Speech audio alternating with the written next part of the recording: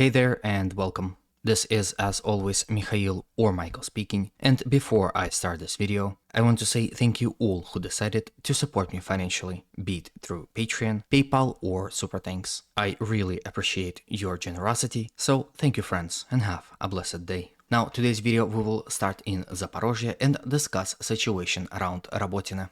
Like yesterday and the day before, Russian attacks here continued non-stop, as well as Ukrainians who continued their counterattacks in attempt to stop Russian advance.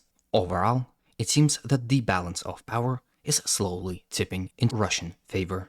Despite heavy resistance by Ukrainians, Russian forces continue to advance. Within the last 24 hours, they were able to advance to the east of Robotyne and capture this portion of the front line from the Ukrainian side, basically ensuring that the settlement of Robotyne will end up in a semi-encirclement. As you can see, Russian positions on the western flank are already towering above Ukrainian positions in Robotyne, and now with fresh attacks in the east, we can expect the same thing happened here as well, as Russian attacks are not only happening within the left flank of the front line, as well as on the right one, from Verbova all across the front. The fighting here is especially heavy, and here on this video you can see compilation of multiple Russian assaults in the direction of Robotyne. As you can see, it is no walk in the park, as Russian columns are being consistently bombarded by Ukrainian artillery, and several Russian vehicles are being hit or damaged in the process. Despite all this, Russians relentlessly attack, seemingly without regard for their safety, in attempt to reach their war goals in this area, which of course is a full capture of the village of Robotyne. Ukrainians here defend with extreme resilience and are not willing to give up any inch of land without fight, and like mentioned previously, are constantly counterattacking the Russians. So far, they were only being able to recapture some of the positions in front of Robotyne, but anywhere else they are unable to stop Russian advance. As always, those actions by the Ukrainian forces begs a question why they are so eager to defend this bridgehead, which costs them so many lives.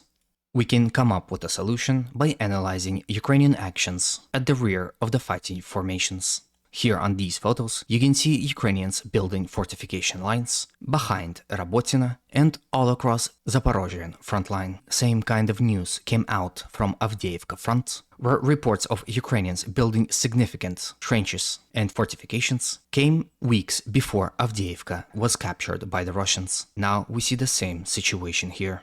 It seems that by desperately fighting in the Robotyne bridgehead, Ukrainians are simply buying time to fortify settlements like Molotokmachka, Novodanilovka, Novodarivka, Orikhiv, and other settlements across the front. Seemingly, they are preparing for a massive Russian offensive here in this area. This goes in line with the recent news that Russians are slowly but surely increasing their presence here in this area, significantly reinforcing those who are already fighting on this front. Now, from Zaporozhye, let's move all the way to Donetsk and discuss situation around recently captured Pobeda. Recent report suggests that after Russians captured Pobeda, Ukrainian forces launched immediate attacks in attempt to recapture the village and regain their recently lost positions. However, it seems that all of these counterattacks were successfully repelled by the Russian forces. In fact, as soon as the Ukrainian counterattacks stopped, Russians went on the counterattack of their own in attempt to expand their zone of control around this village. And although results of the Russian attacks happening to the south, southwest, and west of Pobeda is still unclear, the report suggests that Russian forces were able to advance to the north of Pobeda and acquire new positions somewhere along these lines. As you can see, Syriac maps had not updated the map at the moment of me recording this video, but I'm sure the update will come shortly. There's also a report that Russians renewed their offensive operations within the village of Georgievka, attacking from the captured Marinka, with most of the fighting currently happening on this side of Georgievsky Ponds, as well as attacking along the road. In a way, capture of Pobeda helps, as it is located on the elevation. As you can see, settlement of Pobeda is located on the elevation of 182 meters, while the settlement of Georgievka is located 140 meters above the sea level. Now, where Russians are attacking, which is about this place right here, the elevation is 137.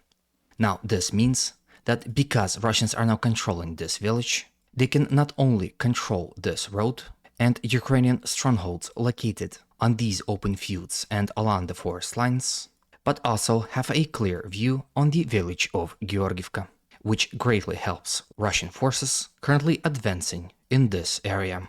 Now, from here, let's move all the way to Avdiivka and discuss situation around village of Lastachkina, where it seems Russian forces continued their attacks in attempt to enter and capture the village, and so far the battle for it has been very hard. Recent reports suggest that Russians are controlling about half of the village, so it seems like they've captured and took control over the gray area, which looks something like this, and maybe even advanced further, but those news are extremely fresh, and if Russians did establish positions within the village, they are still prone to Ukrainian counterattacks, because the situation here is extremely fluid. Russians also attacked in the direction of Severne and Tonenke, however without any success. Interesting news are coming from the Avdiivka coke plant, as Russians started attacking from the coke plant, using it as a staging point in the direction of Arlivka and in support of Russians currently attacking Lastachkina.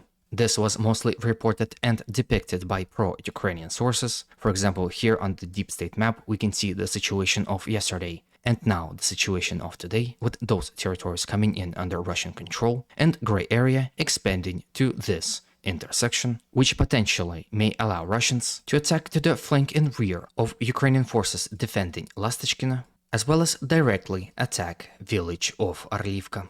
Now from here let's move all the way to the north and discuss situation within Kupiansk frontline, and to be more specific, situation around village of Sinikivka. All throughout last weeks, Russian forces were continuously attacking Ukrainian defensive lines within the forest located to the west of Sinikivka in attempt to capture this entire forest and reach the Oskol River. They also continued their assaults within Sinikivka village itself in the obvious attempt to capture it completely. And within the last 24 hours, Russians were able to advance within the forest and capture dried up Liman Lake. And here how this territorial change looks right now. As you can see here, Russians are not only slowly increasing their zone of control within the forest, but are also about to reach this intersection, which will then allow them to attack in multiple directions in their continuous attempt to capture the forest. Russians also advanced within Sinikivka village, and as a result of that, captured those positions within the last 24 hours. With it, they increased their general presence within Sinikivka village and solidified the front line. Now, with the control over this street, they will be able to launch frontal assaults in the direction of this long street that is currently controlled by Ukrainians, and with its capture, very little of Sinikivka will be left in the Ukrainian hands. It is also important to note that with this recent territorial change, Ukrainian positions located along this road and tree lines are compromised, as now Russians will not only be able to attack frontally, but also to the flank and rear. And with those attacks, we might expect Ukrainians to retreat from those positions and take defense within this vital intersection that is most important for the Russians, because with its control, village of Sinikivka, or what's left of it, will surely fall. It is also important that Russians will gain ability to attack along this road in the general direction of Ukrainian-controlled village of Petropavlivka. With this I end today's video. Hopefully it was to your liking and was informative enough. If it was, you know what to do. As always, humanity calls me to condemn all violence against human beings. Have a good day and always remember, Russia will be free and great.